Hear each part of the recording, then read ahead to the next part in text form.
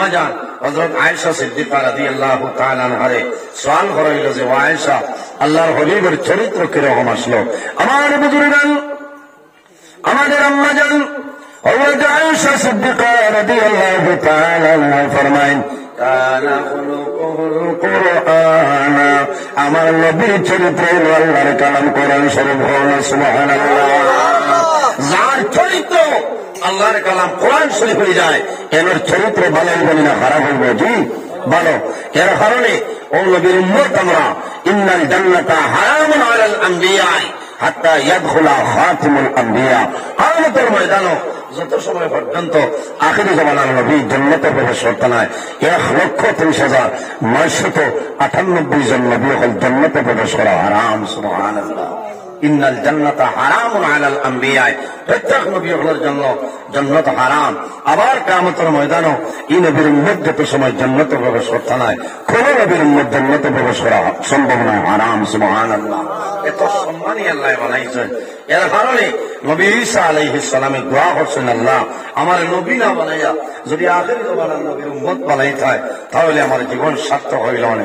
বাইরে জওয়ান, আমার আল্লাহ জানাইল নবী ঈসা, আমি আল্লাহ তোমার দুয়ারে কবুল করলাম, কিয়ামতের আগে পরে জমিনের মধ্যে যাই ভাই আখিরি জামানার নবীর উম্মত হইয়া, আবার ওই নবীর উম্মত হইয়া জমিন থেকে বিদায় নিবাই।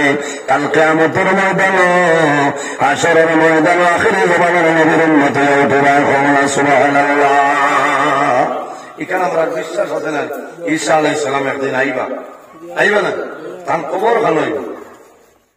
আমার বুজুর্গ ঈসা আলাইহিস সালামের কবর মদিনা শরীফের মধ্যে আল্লাহর হাবিব আলাইহিস সালাতু ওয়াস সালামের রওজা শরীফের দরজায় এনে বলে, সাইয়্যিদুনা হযরত আবু বকর সিদ্দিক রাদিয়াল্লাহু তাআলা আনহু এর সাইয়্যিদুনা রাসূলুল্লাহ আমাইল খলিফাতুল মুসলিমিন হযরত ওমর ফারুক রাদিয়াল্লাহু তাআলা আনহু। এর বাদে দেখবার সামান্য জায়গা আছে রে, ওই জায়গার মধ্যে হযরত ঈসা আলাইহিস সালামের কবর। সুবহানাল্লাহ।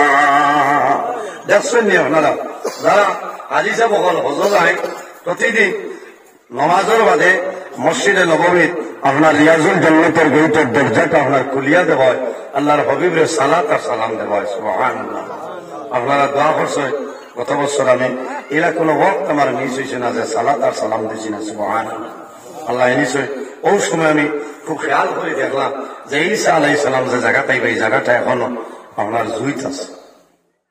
কত সম্মানী উম্মত আমরা নবী, এক নবী নবুয়তি বাদ দিলেইতা যে আমার নবী না বানাইয়া যদি আখিরি জামানার নবীর উম্মত বানাইতা তাহলে জীবনটা সার্থক হইল না। ভাই আজ আমার ব্যবহার, আমার চরিত্র কি রকম?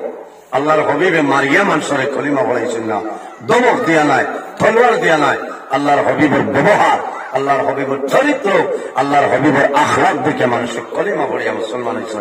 এর জন্য আমার বুজুর্গান আল্লাহর হাবিব আলাইহিস সালাম ফরমায়, মারলাম ইয়ারহাম সগীরানা ওয়া লাম ইয়াকির কাবীরানা ফালাইসা মিন্না। যে তার বয়সে ছোট যারা আছে এরারে জমিন মায়া করে না, আদর করে না।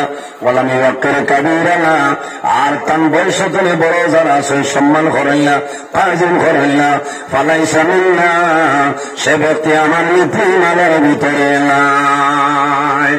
এর কারণে আমার বুজুর্গগণ জমিনও মানুষের লগে ভালো ব্যবহার করে, উলামায়ে কেরামের জমিনের মধ্যে সম্মান করে। রাসূলুল্লাহ ফরমায়, আল উলামা ওয়ারাসাতুল আম্বিয়া, উলামায়ে কেরাম হলো নবী হলোর ওয়ারিস নানি, দলের ওয়ারিস নাই। ওই হাদিস শরীফে রাসূলুল্লাহ ফরমায়, আকরিমুল উলামা ফাইন্নাহুম ওয়ারাসাতুল আম্বিয়া। তোমরা জমিন আলিম আখলারে ইজ্জত করিও, আলিম আখলারে জমিনের সম্মান করিও রে। কোন কারণে? ফাইন্নাহুম ওয়ারাসাতুল আম্বিয়া, এরা নবী হলের ইলমের উত্তরসূরি।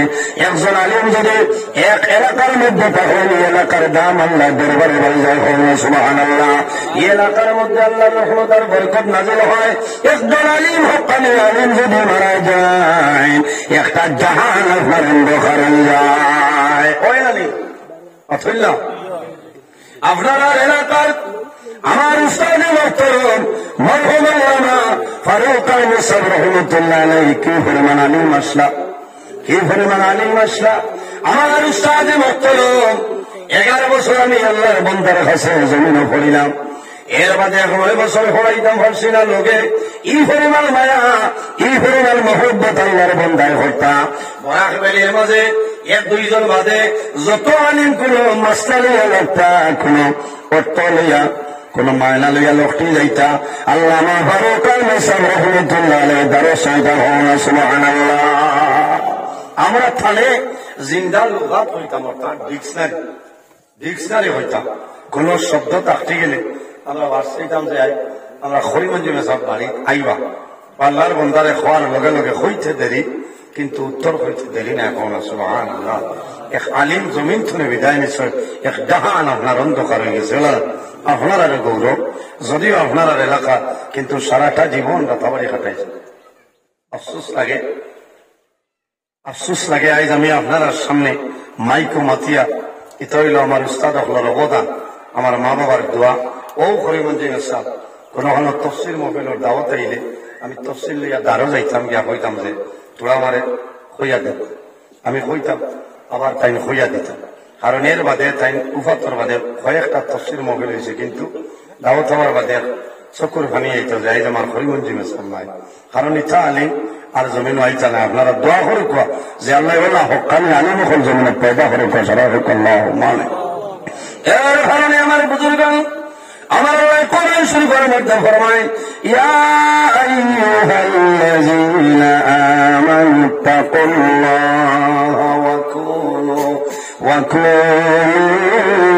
মা'আস সাদিকিন। আমার আল্লাহ কোরআন শরীফের মধ্যে ফরমায়, আমার ইমানদার বিশ্বাসী বন্ধু বান্ধবগণ, এই জমিনের মধ্যে আমি আল্লাহরে ভয় করো, আমি আল্লাহরে ডরাও। ওয়া কুনু মা'আস সাদিকিন। আর জমিনের সত্যবাদী যারা আছে তাদের সঙ্গে জমিনে তুমি ভালো ব্যবহার, তাদের অনুসরণ অনুকরণ করে চলে যাও। ও কোন সাদিকিন দিয়া মুরাদ কি? তফসিরের মধ্যে মুফাসসিরিন কেরাম হলে নয়, আইম্মায়ে কেরাম যারা আছেন, আকাবিরিনে দ্বীন হলে যারা আছেন, হক্কানি ওলি আল্লাহ যারা আছেন, এরা অনুসরণ অনুকরণ করে চলে যাও। আল্লাহ তোমার দুজনের জীবন দিয়ে আল্লাহ উজ্জ্বল বানাই দিবে। সুবহানাল্লাহ। বুঝা যান না যাব। এর কারণে আমরা মানুষের লগে ভালো ব্যবহার করতাম। আমার বিষয় দেব হয়েছে